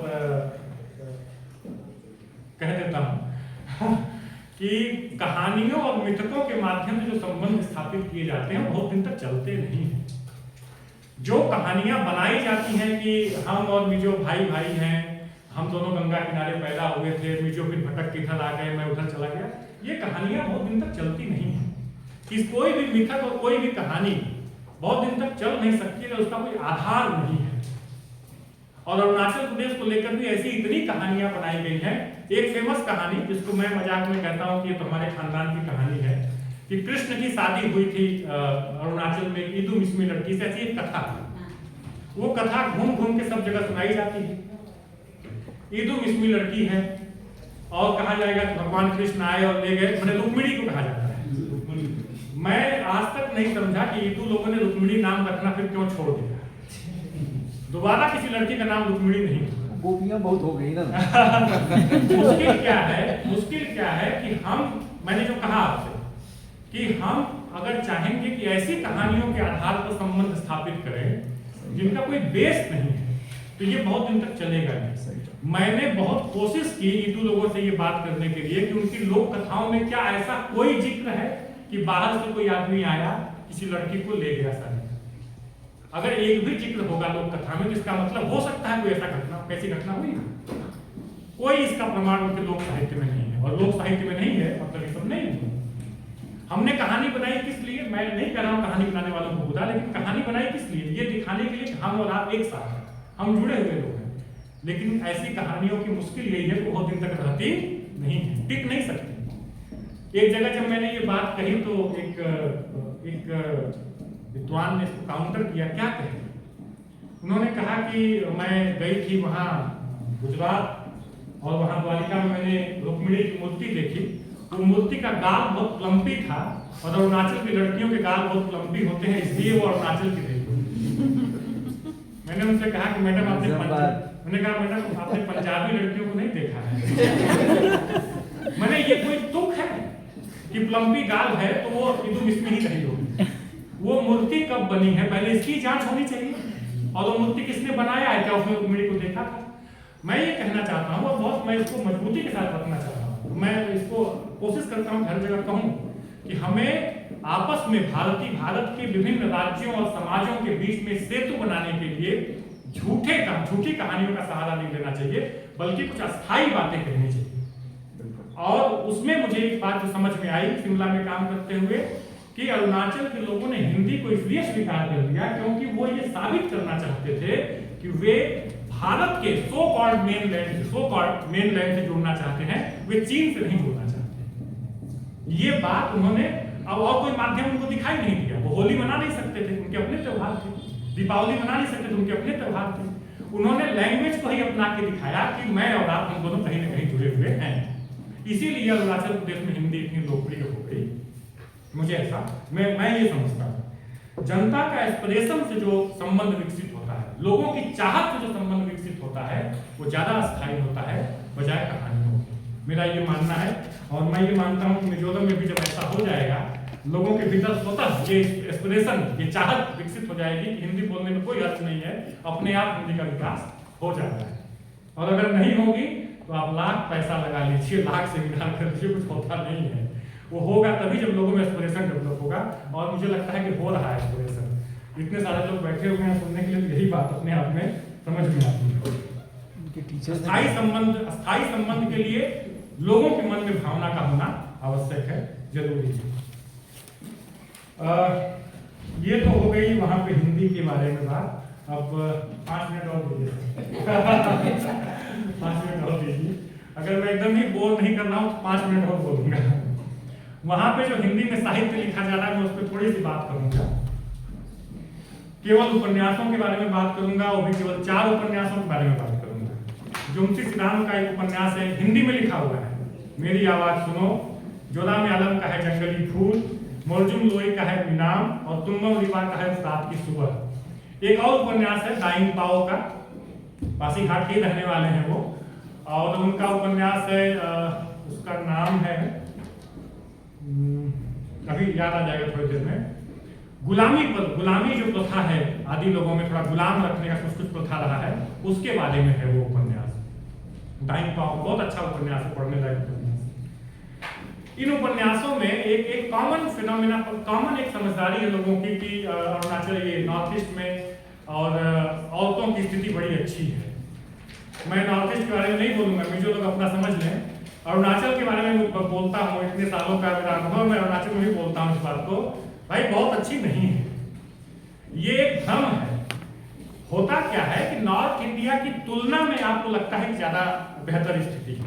नॉर्थ इंडिया में जब आप देखते हैं कि लड़की 12 बजे रात को नहीं जा सकती, तब आपको लगता है कि यहाँ पर बेहतर स्थिति है।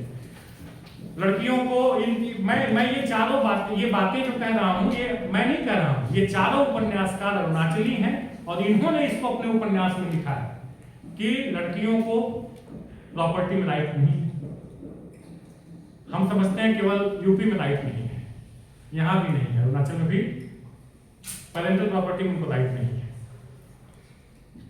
वधू मूल्य लिया जाता है, ये बहुत फेमस है, जिसकी चलते लप्पियां दी जाती है। ये आप लोग जानते होंगे, नहीं जानते होंगे तो जानना है। वधू मूल्य लिया जाता है, लड़की का एक मूल्य लिया जाता है शादी ब्याह में उसके लड़की की तरफ से, और ये बहुत बड़ा बंधन बन जाता है लड़की के लिए। और चारों उपन्यासकारों ने इस बारे में लिखा है। मैंने ये चारों ने लिखा है, मैं इसलिए बार बार जोर दे रहा हूँ कि आपको ये पता चले कि ये कोई साधारण बात नहीं है, किसी एक दो लड़की की बात नहीं है, ये ज्यादा बड़ा मामला है, इसीलिए सारे उपन्यासकारों ने इसको लिखा है। पंचायत और ट्रेडिशनल न्याय व्यवस्था में उनकी भागीदारी नहीं है। यहाँ तीनों आदि हैं, 3 और 1 निसी है। केबान में औरतों की भागीदारी नहीं है। केबान में वो नहीं बोल सकती हैं, वो अपना दारू उनको पिला दें, लाके कुछ मीट वीट लाके दे दें पुरुषों को, यही उनका कार्यक्रम है। इससे ज्यादा वो बात नहीं, अपनी बात नहीं कह सकती हैं। अब ये बात नहीं है, मैं कह रहा हूँ नॉर्थ इंडिया में भी नहीं है, लेकिन यहाँ भी नहीं है, इस बात को चिन्हित किया जाना चाहिए। इन सारी बातों को कि बहुत रूट किस्म की पैट्रियार्की है अरुणाचली समाजों में, जनजातीय समाजों में, और इन सारी बातों को इन लेखकों ने, लेखिकाओं ने दर्ज किया।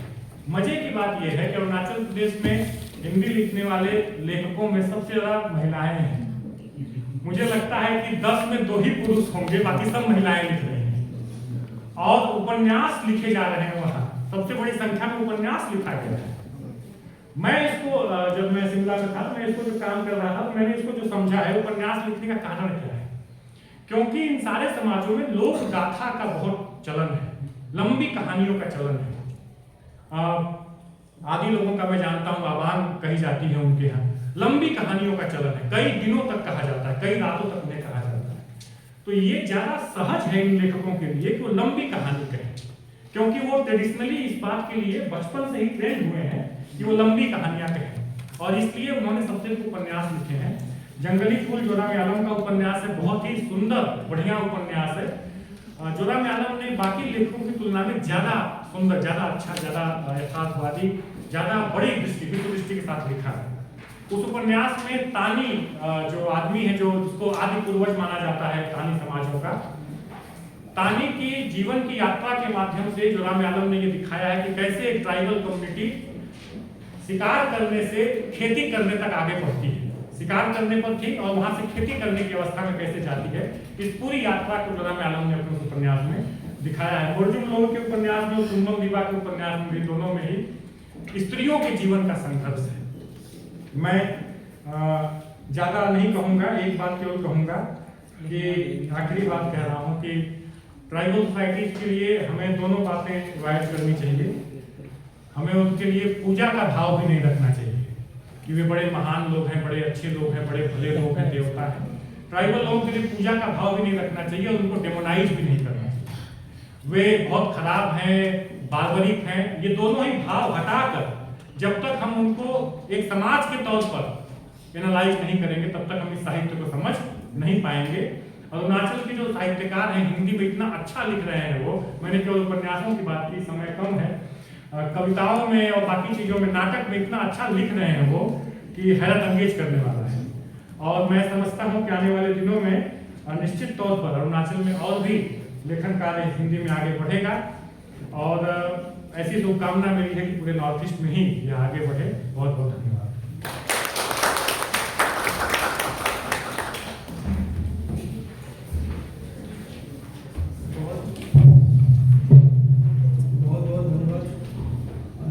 कुमार यादव सर जी, अब मैं अगले वक्ता के रूप में अध्यक्षता हेतु प्रोफेसर प्रमोद मीना सर को आमंत्रित करता हूँ।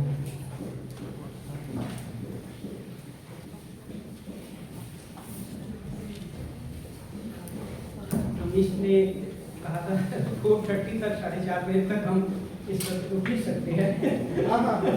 नहीं, मुझे बहुत ज़्यादा नहीं बोलना है। तो हमारे सभी वक्ता जो है उनका हमें आभारी होना चाहिए कि एक पर्याप्त समय भी उन्होंने लिया और अपनी बात भी समय के साथ ही उन्होंने अपनी बात रखी। इस सत्र में जो है 5 वक्ता हमारे पास थे। उपासना देवी सुधारती असम विश्वविद्यालय में, उन्होंने असम की भाषाई परिप्रेक्ष्य में जो है नेपाली के ऊपर बात की और उस संदर्भ में उन्होंने बताया कि असम में जो दूसरी भाषाएं बोली जाती हैं उनके साथ नेपाली का रिश्ता किस तरह से है। दूसरी शोधार्थी थी ख्याति बोरा, असम विश्वविद्यालय सिलचर से। तो आगे की 3-4 चयनित कहानियों के संदर्भ में उन्होंने कहा कि एक मुख्य धारा का हिंदी साहित्यकार जो है, आगे का बहुत बड़ा नाम हिंदी साहित्य में है, वो पूर्वोत्तर को किस तरह से लेता है। एक सामान्य समस्या हिंदी साहित्य के साथ क्या रही है कि हिंदी का भूगोल जो है हिंदी साहित्य का बड़ा सीमित रहा। सामान्यतः हम उसमें हिंदी प्रदेश का ही चित्रण देखते हैं। यहाँ तक कि प्रेमचंद को कहने के लिए हम भारतीय किसान का प्रतिनिधि रचनाकार बोल देते हैं, लेकिन हम सब जानते हैं, ध्यान से प्रेमचंद को पढ़ेंगे कि प्रेमचंद एक सीमित क्षेत्र है, वहीं के किसानों का प्रतिनिधित्व जो है प्रेमचंद कर रहे होते हैं। उनके यहाँ पर मध्य प्रदेश राजस्थान के किसान नहीं है या बंगाल के किसान प्रेमचंद के यहाँ नहीं। महादेव टोको झारखंड के एक कवि है, तो उसी संदर्भ में कहती है कि वो हिंदी का हाथ पकड़कर हिंदी कविता को जो है झारखंड घुमाना चाहते हैं और अपना दुख या आक्रोश व्यक्त करते हैं कि हिंदी कविता जब किसी आदिवासी क्षेत्र में जाती है तो वो कार पर सवार होकर जाती है और चश्मा भी ऊपर से पहन लेती है। तो ये हमारी समस्या है। और अगर हिंदी को हम वास्तव में संपर्क भाषा, राष्ट्रभाषा का अलग कोई दर्जा संज्ञान हिंदी को नहीं देता, सभी भारतीय भाषाएं राष्ट्रभाषा है। अगर हिंदी को राष्ट्रभाषा कहेंगे तो क्या दूसरी भाषाएं जो है गैर राष्ट्रीय भाषा है या राष्ट्रविरोधी भाषा है? ऐसा कुछ भी नहीं है। लेकिन हिंदी के ऊपर कहीं ज़्यादा जिम्मेदारी है कि अगर उसे अपने आप को विकसित करना है, अपने आप को एक राष्ट्रीय भाषा के रूप में अगर वो दावा करती है, तो कम से कम हिंदी प्रदेश से निकलकर दूसरे क्षेत्रों में वो जाए और वहाँ पर क्या चल रहा है, वहाँ के लोगों की इच्छाएं क्या है, किस तरह से सोचते हैं, उनकी भावनाएं किस तरह से है, उसको जरूर हिंदी साहित्य में व्यक्त करना चाहिए। और ये जो पूरा पूर्वोत्तर का हिंदी साहित्य है या झारखंड का हिंदी साहित्य, दो क्षेत्र मुझे विशेष रूप से याद आते हैं जो अभी अभिषेक जी बोल रहे थे। एक है अरुणाचल का हिंदी साहित्य, और जो नाम उपन्यास की चर्चा की अमीश थे वहाँ पे बिहार में मुजफ्फरपुर में कार्यक्रम हुआ था। तो धीरे धीरे अरुणाचल का हिंदी साहित्य, मैं ये नहीं कहूँगा कि मिजोरम में अच्छा हिंदी साहित्य नहीं है, लेकिन जब ये कहा जाता है कि अगर आप अरुणाचल के कुछ साहित्यकारों की जो रचनाएं हैं उसको हिंदी साहित्य में रखते हैं तो आप उनके ऊपर कुछ एहसान नहीं कर रहे थे, बल्कि हिंदी साहित्य के ऊपर ही एक तरह से हम एहसान कर रहे थे। जब मैं पूर्वोत्तर जब मैं पांडिचेरी में था तो हमारी विभागाध्यक्षता आंध्र प्रदेश से थी। मैडम कहती थी कि तो तेलुगु लोग जो हिंदी में साहित्य लिख रहे हैं उसको क्यों नहीं हम सिलेबस के अंदर लगाते। तो उनका बिल्कुल तर्क सही था, लेकिन मेरी थोड़ी आपत्ति थी कि मैम लगाने की जरूरत नहीं है, वो अपने आप हिंदी साहित्य में आ जाएगा। हमें किसी पर एहसान नहीं कर रहा, वहाँ किसी तरह के आरक्षण की जरूरत नहीं है साहित्य में। वो अगर लगातार इतना अच्छा लिख रहे हैं तो उसे लेना ही पड़ेगा हिंदी क्षेत्र से, हिंदी के पाठ्यक्रमों के अंदर। तो वही स्थिति जो है झारखंड के अंदर जो साहित्य लिखा जा रहा है या अरुणाचल का जो साहित्य है उसके साथ देखने को मिलती है। नूरी मिजोरम विश्वविद्यालय से ही है, हिंदी विभाग से, सुबह उनसे मुलाकात भी हुई थी। तो उन्होंने मिजो से जब हिंदी में अनुवाद करते हैं तो क्या क्या व्यवहारिक समस्याएं रहती है उसके ऊपर उनका शोध कार्य भी है, और उसी शोध कार्य का एक हिस्सा यहाँ पर उन्होंने हमारे हम सबके सामने प्रस्तुत किया। डॉक्टर श्वेता द्विवेदी जी शिक्षा विभाग से है, मिजोरम विश्वविद्यालय से। मैडम, आपने जिस बात को का शुरू में जिक्र किया था कि कहीं हम हिंदी का वर्चस्व तो स्थापित नहीं करना चाह रहे हैं हिंदी को, और साथ ही उसका आपने एक विकल्प भी प्रस्तुत कर दिया कि हिंदी का वर्चस्व नहीं स्थापित कर रहे हैं, बल्कि हिंदी बोलने वालों की संख्या 43%, 43% कुछ है, तो इसलिए हिंदी को एक संपर्क भाषा के रूप में जो है ग्रहण किया जा सकता है और उसे किया भी जा रहा है।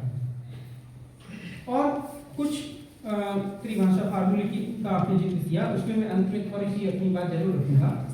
अभिषेक कुमार जी जब थे तो मैं चाह रहा था कि अभिषेक जी और बोलते जाए, क्योंकि समय हमारे पास था। और अभिषेक ने जो है बहुत अच्छी बात कही कि अरुणाचल प्रदेश में सेना जो है उसके कारण भी हिंदी का विकास हुआ है। और ये बिल्कुल विपरीत स्थिति देखने को मिलती है मिजोरम की तुलना में। और बिल्कुल आपने ठीक जगह पर ठीक बिंदु को आपने पकड़ा कि अगर मिजोरम के साथ अगर जो भी ऐतिहासिक परिस्थितियाँ रही हैं उसमें अगर केंद्र सरकार ने कुछ ज़्यादा ही बल का प्रयोग मिजोरम के अंदर किया तो स्वाभाविक है कि एक प्रतिक्रिया होगी ही मिजोरम के अंदर। अच्छी बात यही है कि अब वो पुराने भाव जो है वो धीरे धीरे बढ़ने लगे हैं और मिजोरम के अंदर भी लोग हिंदी को अपना रहे हैं। और उम्मीद है कि मिजोरम में हिंदी और ज़्यादा बेहतर स्थिति में होती जाएगी साल दर साल। अरुणाचल या असम के अंदर भी हम जब बात कर रहे थे कि सिनेमा का योगदान है या हिंदी शिक्षण संस्थाएं यहाँ पर रही है, हिंदी शिक्षकों का अपना योगदान रहा है, चाहे वो शिक्षक हिंदी प्रदेश से आए हो, वहाँ पर मुझे याद आ रहा था कि कुछ योगदान तो राजस्थान का जिनका आपने जिक्र किया वास्तव में उनकी पूरी शिक्षा राजस्थान में ही हुई है। वनस्थली विश्वविद्यालय राजस्थान के अंदर हमारे यहाँ भी बहुत सारे लोग हैं, कई सारी लड़कियां हैं पूर्वोत्तर की जिन्होंने हिंदी वनस्थली में जाकर सीखी है। और चूंकि स्कूल से वो लड़कियां वनस्थली में चली गई तो जितनी अच्छी राजस्थान के लोग की हिंदी नहीं होती है उससे ज्यादा अच्छी वनस्थली में जो लड़कियां पढ़ रही उनकी हिंदी है। जगमत सिंह भी हमारे यहाँ पे वहीं पर हैं और राजस्थान से प्रारंभिक हिंदी शिक्षकों। अब अंत में अध्यक्षीय वक्तव्य तो नहीं कहेंगे, थोड़ा सा मैं आपका ध्यान जो है भारत की जो भाषाई स्थिति है उस तरफ ले जाना चाहता हूँ। हालांकि कुछ चीज़ें बहुत समस्याजनक हैं और बड़े खेद की बात है कि वो समस्याजनक चीज़ें हमारे संविधान में। उदाहरण के लिए हमारा संविधान जो है तमाम तरह के भेदभाव को विरोध करता है कि जाति के आधार पर, क्षेत्र के आधार पर, लिंग के आधार पर, नस्ल के आधार पर आप भेदभाव नहीं करते। लेकिन संविधान को जब आप ध्यान से पढ़ेंगे तो उसमें भाषा के आधार पर आप भेदभाव नहीं करें, ऐसा स्पष्ट रूप से नहीं लिखा हुआ। उदाहरण के लिए आप अनुच्छेद 15 को लीजिए, 15 फर्स्ट जो है वहाँ धर्म, नस्ल, जाति, लिंग, जन्म स्थान के आधार पर नागरिकों के साथ किसी प्रकार का भेदभाव न करा जाए, ये कहा गया है। लेकिन वहाँ ये नहीं कहा गया कि भाषा के आधार पर भेदभाव नहीं करना। हालांकि हम मानते हैं कि संविधान ये नहीं कहता होगा कि हम भाषा के आधार पर करेंगे, लेकिन जिक्र नहीं है भाषा का। इसी तरह से अनुच्छेद 16 जो है उसमें भी यही है, धर्म, नस्ल, जाति, लिंग, वंश, जन्म स्थान और निवास स्थान के आधार पर राज्य जो है किसी के साथ भेदभाव नहीं करेगा। अफसरों में नौकरी के आधार, नौकरी जब देनी है तो इन आधारों का भेदभाव नहीं करेंगे। कुछ विशेष प्रावधान रखे जा सकते हैं। तो यहाँ फिर देखिए आप जो है भाषाई भेदभाव की बात से संविधान वहाँ पे बचा है। अब इसका ये सोच का विषय हो सकता है कि क्यों सीधे सीधे इस बात का जिक्र करने से बचा गया है। इसी तरह से असल में हमारा संविधान जिस 1935 के भारत सरकार अधिनियम के ऊपर निर्मित हुआ है वहां पर भाषाई भेदभाव का जिक्र था कि भाषा के आधार पर भेदभाव नहीं। अंग्रेज जो है वो इस चीज को निर्धारित करना चाह रहे थे कि भाषा के आधार पर भेदभाव न हो, लेकिन जब संविधान बना तब उसमें भाषाई भेदभाव का सीधे सीधे निषेध जो है वहां पर देखने को नहीं मिलता। यहाँ तक कि यूरोपीय संघ जो है उसका जो अपना चार्टर है अनुच्छेद 21 उसमें तमाम प्रकार के भेदभाव का जो निषेध किया गया है उसमें भाषाई भेदभाव की बात की गई कि नहीं होना चाहिए। तो ये चीज मेरे समझ में नहीं आई कि ऐसा क्या मामला है कि हम भाषाई आधार पर भेदभाव न हो, इसका जिक्र करने से बच रहे हैं। और जब आप व्यवहारिक उसमें देखेंगे कि जो राजनीति हुई है हमारे यहाँ भाषाओं के आधार पर जो है राज्यों का निर्माण हुआ। हालांकि शुरू में नहीं थे, कांग्रेस या उस समय के जो स्वाधीनता में सीधे सीधे जुड़े हुए लोग थे उन्हें भय था कि पाकिस्तान का निर्माण जो है भाषा के आधार पर, धर्म के आधार पर होता है, कहीं और ज्यादा विभाजन भारत का न हो, इसलिए भाषाई आधार पर राज्यों का निर्माण नहीं किया गया। बाद में फिर जो दबाव हुआ भाषाई आधार पर राज्यों का निर्माण हुआ है। और संविधान में एक और चीज का जिक्र जो महत्वपूर्ण है वो है कि भाषाई आधार पर संविधान जो है भाषाओं के बीच में स्तरीकरण कर रहा है। कई लोग इस बात को जानते हैं कि 8वीं अनुसूची में जो है कुछ भाषाओं को 22 भाषाओं को रख दिया गया और बाकी भाषाएं जो है उनको 8वीं अनुसूची में नहीं रखा गया। जिनको रखा गया निश्चित रूप से उनको विशेष तरह की सुविधाएं जो है प्रदान की गई है। और राजभाषा हिंदी जो है उसका विकास किस तरह से किया जाएगा, जब उन नियमों को हम पढ़ेंगे तो उसमें सीधे सीधे आया कि आप संस्कृत की शब्दावली को आधार बनाएंगे या 22 भाषाएं जो है उनसे आप सहायता लेंगे, लेकिन जो बाकी भाषाएं हैं उनका जिक्र वहां पर उस तरह से नहीं होता है। अंत में मैं एक ही बात कहना चाहूँगा कि हिंदी जो है निश्चित रूप से संपर्क भाषा के रूप में आज विकसित हो रही है और उसके विकास में कोई बहुत ज़्यादा योगदान सरकार का अब नहीं कहेंगे कि सरकार की ही इच्छा शक्ति से ये सब कुछ हो रहा है, उसके बहुत सरकार का भी अपना योगदान है, लेकिन कई दूसरे कारण भी उसके अपने हैं। लेकिन जिस चीज़ से हमें बचना चाहिए वो है कि आप हिंदी के नाम पर वैसी हिंदी विकसित मत कीजिए जो एक फिल्म आई थी चुपके चुपके ऋषिकेश मुखर्जी की, तो उसमें एक बात की गई, या एक दूसरी फिल्म है चेन्नई एक्सप्रेस फिल्म, जिसमें जो तमिल के लोग हिंदी बोल रहे हैं उनका मजाक बनाया कि वो शुद्ध हिंदी नहीं बोलते। अगर हम गैर हिंदी भाषी हिंदी तक क्षेत्र जो है उनकी हिंदी का इस तरह से मजाक करेंगे तो क्यों कोई हिंदी सीखना चाहेगा? हिंदी की खूबसूरती इसी में है कि हिंदी में जो विविधता है, अगर हम व्याकरणिक शुद्धता के आधार पर हिंदी को परखेंगे तो हिंदी प्रदेश के लोगों की हिंदी कहीं ज़्यादा खराब होगी। एक बार रविश कुमार बता भी रहे थे कि हिंदी में शायद पता नहीं कितना फैक्ट है कि हिंदी में जो सबसे ज़्यादा फेल विद्यार्थी होते हैं वो हिंदी प्रदेश के विद्यार्थी होते हैं। ये इतनी सच्चाई है मुझे जानकारी नहीं है, लेकिन रविश कुमार का कार्यक्रम है जिसके अंदर ये पूरा आया था, रिपोर्ट है उनकी पूरी। तो अंत में मैं अमीश का और सुषमा जी है और सर है नहीं जो समन्वयक है पूरे कार्यक्रम की, तो आप सबका विशेष रूप से आभार। और कृष्णमोहन झा सर यहाँ पर है, यशवंत जी से आज मेरा परिचय हुआ, बाकी और कुछ लोग पहले से जानता था, कुछ नया परिचय उनसे हुआ है। तो इस तमाम परिचय तमाम संवाद के लिए आपकी पूरे विभाग को मेरा सहृदय धन्यवाद।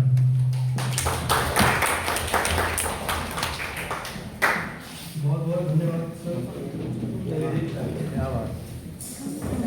अब हम आज के इस कार्यक्रम के अंतिम पड़ाव की वजह मैं सादर आमंत्रित करता हूँ पूजा वर्मा को कि वे आए और आज के पूरे सेमिनार पर अपना धन्यवाद ज्ञापन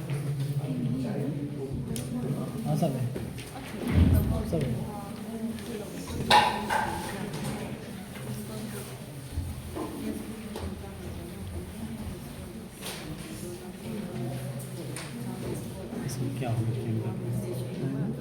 आदरणीय अध्यक्ष प्रोफेसर तुलमुखिला सर, मुख्य वक्ता डॉक्टर श्वेता द्विवेदी मैम तथा डॉक्टर अभिषेक कुमार यादव सर को मैं हृदय से धन्यवाद ज्ञापित करती हूँ, जिन्होंने अपने महत्वपूर्ण विचारों से इस सत्र को ज्ञानवर्धक बनाया।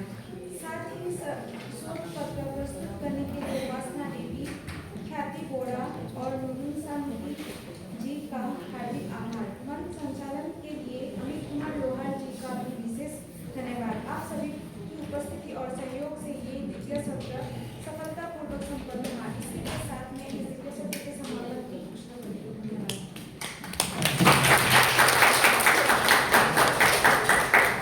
इतनी ताली कभी नहीं बजी।